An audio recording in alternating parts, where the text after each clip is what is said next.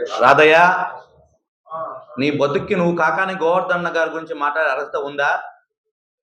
నువ్వు ఈరోజు press meet పెట్టడమే నీ కూటమి నాయకులే నీ మీద మహా ఉమ్మేస్తున్నారు.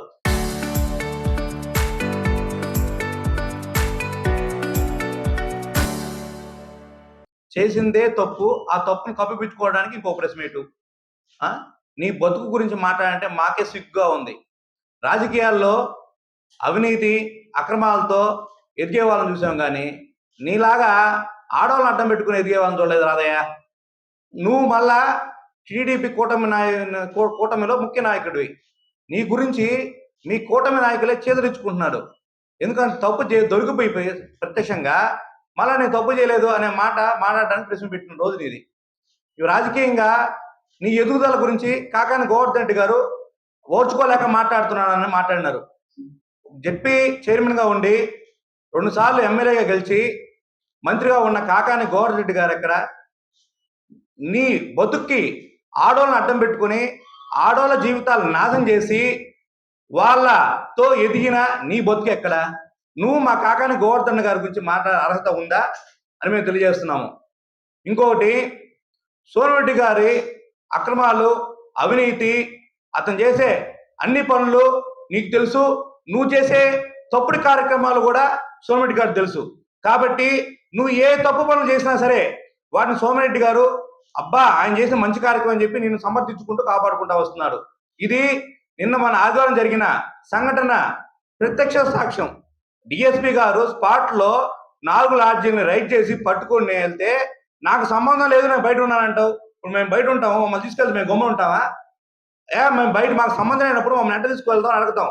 నువ్వు అందరితో పాటు ఇటు కూర్చొని తల దించుకొని బట్టపూరు మొత్తం నీటి కనిపిస్తాను, ఈ ఒకరాల పాటు కూర్చొని నాకు సంబంధం లేదు నన్ను తీసుకెళ్ళిపోయారు. డిఎస్పీకి ఈ తెలుగు రాదంటున్నావు, పక్కన ఎస్ఐలు కానిస్టేబుల్ లేరా? నువ్వు తెలియదు, నువ్వు దేశ నాయకుడిగా, దేశ నాయకుడివి, రాష్ట్ర నాయకుడివి, లోకేష్తో పాటు తిరిగినావు, చంద్రబాబు తిరిగావు, అందరికన్నా 5 సార్లు ఓడిపోయిన సోమిరెడ్డి గారితో తిరిగినావు, మళ్ళీ గాల్లో గెలిచినావు అని మాట్లాడుతున్నావు గోవర్ధన్ గారి నుంచి. నువ్వు ఏడయ్యా? నీ బతుకే ఆడది. నీ బతుకు మీ ఊరు మొత్తం అయితే మొత్తం చెప్తారు. నువ్వా గోవర్ధన్ గారి గురించి వివరించే స్థాయి నీదుందా అని అడుగుతున్నావు. ఇంకోటి చూస్తే మొన్న తీసుకొచ్చిన ఆడవాళ్ళ పేర్లు చెప్పకూడదు కాబట్టి చెప్తున్నావు. నువ్వు మాకు దొరకలేదని చెప్తున్నావు కదా. నీతో పాటు నువ్వు దొరకనప్పుడు ఆదివారం రోజు నువ్వున్న లొకేషన్, నీ ఫోన్ డేటా, నువ్వు ఎంతమందికి కాల్ చేసావు ప్రతికాముఖంగా తీసి నువ్వు చెప్పగలుగుతావా అని మేము ప్రశ్నిస్తున్నాం. చెప్పలేవు. చెప్పలేకపోవడం కాక నిన్ను కాపాడుకోవాలి, సోమిరెడ్డికి బరువు పోద్ది. నువ్వు చేసే పనులు అంటే సోమిరెడ్డి గారు చేసే పనులు ఒకటే. కాబట్టి ఈ రోజు నీ బతుకు బయట పడిపోయింది. కాబట్టి సోమిరెడ్డి గారు కూడా మీరంతా కూటమిలో ఉన్న కూటమి సోమిరెడ్డి గారు పక్కన బ్యాచ్ అంతా ఇదే పని పని చేయడం, దొరికిపోవడం, దొరికిపోయి మాకు సంబంధం లేదని మనం ప్రశ్న పెట్టాం. అసలు ఈరోజు ప్రశ్న పెట్టాలంటే స్పీకర్ కూడా అనిపించదు. కనీసం మీతో పక్కన కూర్చున్న వాళ్ళు కూడా అనిపించలా. తప్పని చేసాం, దొరికిపోయినాము, దొరికి మళ్ళీ కూర్చొని మాట్లాడేది. సరే, ఈ రోజు ప్రెస్ మీట్ లోనే పత్రికల వాళ్ళు అడిగే వాటి సమాధానం చెప్పలేకపోతే, సమాధానం చెప్పలేక మాకు సంబంధం లేదు, నువ్వు దొరికిపోయావు, జరిగింది సమర్థించుకోవాలి. పోలీసులు మళ్ళీ మీకు అడ్డం, మీకు సపోర్ట్ పోలీసులు ఆల్రెడీ డిఎస్పీ గారు విచారించిన వీడియో మొత్తం బయటకు వస్తే మళ్ళీ సిఏ గారు అడ్డు చెప్తారండి.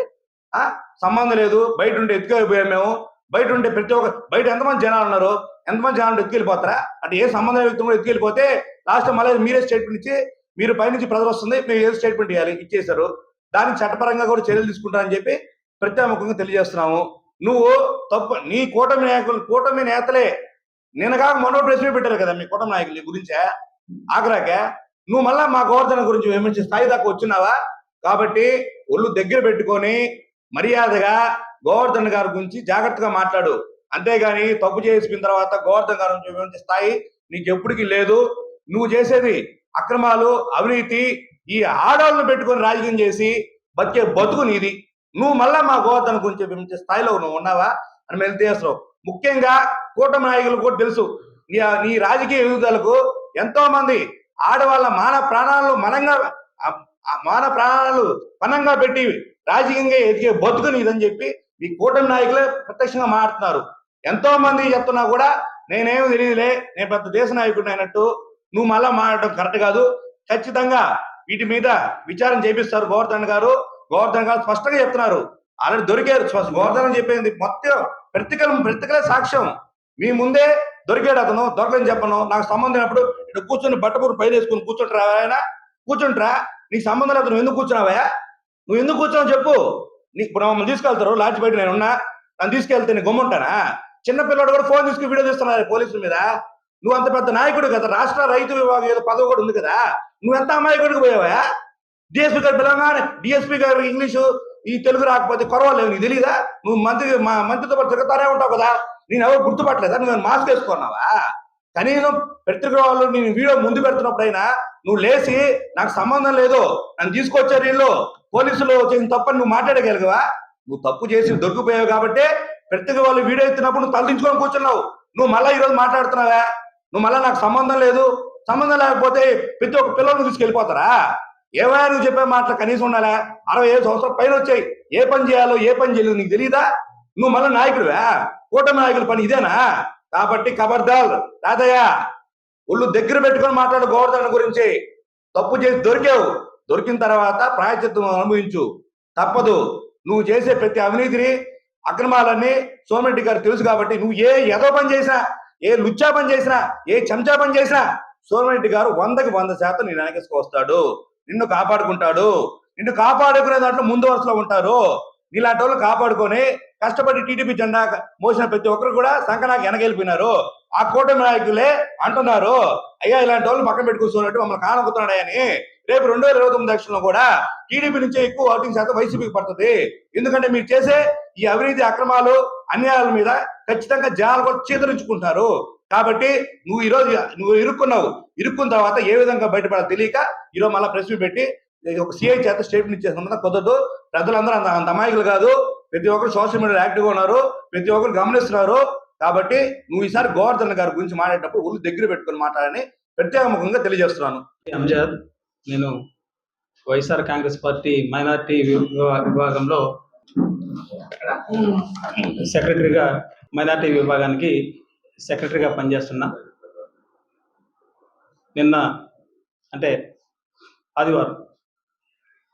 ఆదివారం నెల్లూరు డిఎస్పీ గారు అలాగే సహచర పోలీసులు అందరూ కూడా 4 లాడ్జెస్ మీద రైడ్ చేయడం జరిగింది. అయితే ఈ రైడ్లో విద్యార్థులు దొరికారు, అట్లాగే యువకులు దొరికారు. ఏదో విద్యార్థులు యువకులు దొరికారు కాబట్టి కౌన్సిలింగ్ చేస్తే సరిపోద్దనే ఉద్దేశంతో కౌన్సిలింగ్ చేసి ఉండవచ్చు. కానీ సభ్య సమాజం తలదించుకునేలాగా మిగతా రాజకీయ నాయకులకి రోల్ మోడల్గా ఉండకుండా ఒక నీచ నికృష్టమైనటువంటి దాష్టికానికి పాల్పడినటువంటి వ్యక్తి ఈ రావూరి రాధాకృష్ణ నాయుడు. అడ్డంగా బుక్ అయిపోయాడు హోటల్లో, ఒక మహిళతో అడ్డంగా బుక్ అయిపోయాడు. పోలీసులు రైడ్ చేసి ఆ రూమ్ని రైడ్ చేసే క్రమంలో అడ్డంగా దొరికిపోయి 2 గంటల సేపు చేతులు కట్టుకొని కూర్చొని తలదించుకొని తప్పు చేసి అని చెప్పేసి బహిరంగంగా ఒప్పుకొని మన తెలుగుదేశం పార్టీ అధిష్టాన మండలంలో తప్పుని తప్పుగా కాకుండా వేరే విధంగా వక్రీకరించడం. అలాగే ఈరోజు మా నాయకులు గారు పత్రికా సమావేశం ఏర్పాటు చేసి అతను చేసినటువంటి మొన్న జరిగినటువంటి కార్యక్రమాలు, ఈ యొక్క ఏవైతే బ్రోకరు హౌస్ లో ఏ విధంగా అయితే ఉంటారో రెడ్ హ్యాండ్ గా దొరికినటువంటి రావూరి రాధాకృష్ణ నాయుడిని ఏ విధంగా విజువల్స్ సహా మా నాయకుడు బయటపెట్టాడు. ఈరోజు మళ్ళా పత్రికా ముఖంగా మళ్ళా ఈరోజు ప్రెస్ మీట్ పెట్టి మా నాయకుడిని నేను విమర్శించాడు. ఒకటే చెప్తున్నా, రాధాకృష్ణయ్య, నువ్వు ఒక మనిషివేనా? నీకు అసలు మానవతా విలువలు ఉన్నాయా? నువ్వు మా నాయకుడిని మాట్లాడతావా? నువ్వు కనీసం మా నాయకుడు కాకాని గోవర్ధన్ రెడ్డి గారికి కాలి గోటికైనా సరిపోతావా నువ్వు? అసలు నువ్వు ప్రెస్ మీట్ పెడితే అందరు నవ్వుకుంటా ఉన్నారు. సరే, 64 ఏళ్ళు ఉన్నాయి ఈ మనిషికి, ఏం పనులు? అతను ఇతను మనిషేనా? అతను ఇట్లా రాజకీయాల్లో ఏ విధంగా కొనసాగుతున్నాడో ఇతన్ని వెంటనే ప్రజలు ఏవైతే కోరుకుంటారంటే ఇటువంటి వాళ్ళని ఏ రాజకీయ పార్టీలు కూడా కొనసాగించకూడదు. ఇతని నాయకుడిని ఈ రోజు నువ్వు బహిరంగంగా నువ్వు ప్రెస్ మీట్ పెట్టావంటే అంత తప్పు చేసి రెడ్ హ్యాండ్గా దొరికి కూడా నువ్వు ఏమాత్రం నువ్వు లోపల నీకు తెలుసు నేను తప్పు చేశానని చెప్పి. కానీ మీ నాయకుడు సోమిరెడ్డి అందడంతో నువ్వు పోయి ఈరోజు ప్రెస్ మీట్ పెట్టిన మాత్రాన తప్పు ఒప్పు అయిపోతుందా? ఒకటే గుర్తుపెట్టుకో, నువ్వు కనుపూరు జాతరలో ఆ రోజు చేసినటువంటి ఇల్లీగల్ యాక్టివిటీస్ కి మహిళలు నిన్ను చెప్పులతో చేపలతో కొడితే నిడిగింటపురం గ్రామస్తులు వచ్చి నిన్ను తీసుకుపోయింది వాస్తవా కాదా? దీనికి సమాధానం చెప్పు నువ్వు. అలాగే మీ నాయకుడు సోమిరెడ్డి చంద్రమోహన్ రెడ్డి గారు, మీరిద్దరు చేసేటువంటి దాష్టికాలని ప్రజలందరూ కూడా గమనిస్తా ఉన్నారు. నీ పార్టీ నాయకులే బహిరంగంగా చర్చించుకుంటున్నారు. ఈరోజు నువ్వు ఏదో ప్రెస్ మీట్ పెట్టినంత మాత్రాన తప్పులే ఒప్పులో అయితే కాదు కదా. బహిరంగంగా ఒక పోలీస్ డిపార్ట్మెంట్ వచ్చి నిన్ను 2 గంటల సేపు నువ్వు కింద కూర్చోబెట్టి చేతులు కట్టుకొని మాస్క్ పెట్టుకొని నువ్వు తలదించుకొని ఉంటే నువ్వు చేసావని చెప్పి నిర్ధారణ అయిన తర్వాత నువ్వు కూర్చున్నావు 2 గంటలు. మరి నువ్వు పత్రికా విలేకరులు అడిగిన ప్రశ్నలకు కూడా నువ్వు సమాధానం చెప్పకుండా వాళ్ళని బుకాయిస్తావా? చూసాం ప్రెస్ మీట్ మేము. ఒకటే గుర్తుపెట్టుకో, కాకాని గోవర్ధన్ రెడ్డి గారు రాజకీయాల్లో ఒక సంచలనం. కాకాని గోవర్ధన్ రెడ్డి గారు నెల్లూరు జిల్లాకి ఒక రాజకీయ నాయకుడికి పరిచయం అవడం జిల్లా ప్రజలు చేసుకున్నటువంటి అదృష్టం. ఆ నాయకుడిని పట్టుకొని నువ్వు ఇష్టం వచ్చినట్టు మాట్లాడతావు. నువ్వు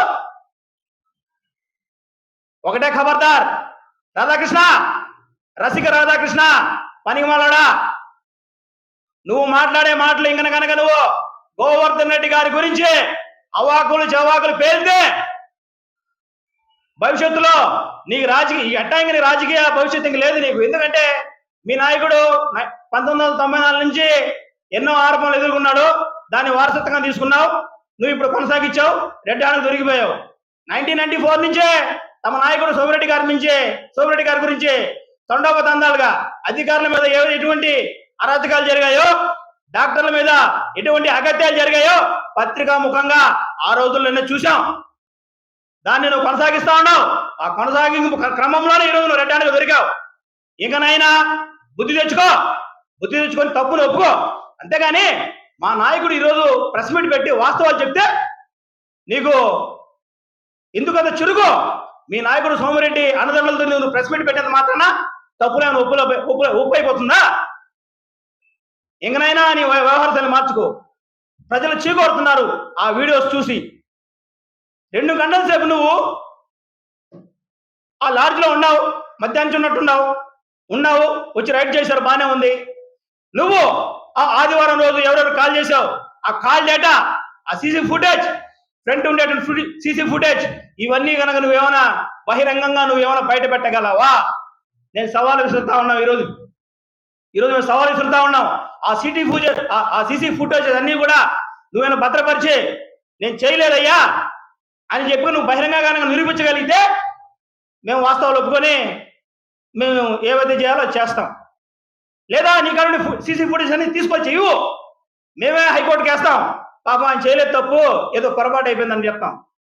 అడ్డంగా బుక్ అయిపోయి నలుగురిలో చీదరించుకునే విధంగా నువ్వు వ్యవహరించిన తీరు, సభ్య సమాజం తలదించుకునే విధంగా నువ్వు వ్యవహరించిన తీరు, నువ్వు ఒక రాజకీయ నాయకుడికి ఉండాల్సిన లక్షణాలు నీకు లేవు. పనికిమాలోడా, ఇంకనైనా నువ్వు మా నాయకుడు కాకాని గోవర్ధన్ రెడ్డి గారికి మాట్లాడేటప్పుడు ఒళ్ళు దగ్గర పెట్టుకో. నువ్వు మీ నాయకుడికి హెచ్చరిస్తా ఉన్నావు. మా నాయకుడి గురించి ఎక్కువ తక్కువ కనుక మాట్లాడితే ఇంకనా మీ గురించి ప్రజలే నిర్ణయం తీసుకుంటారు.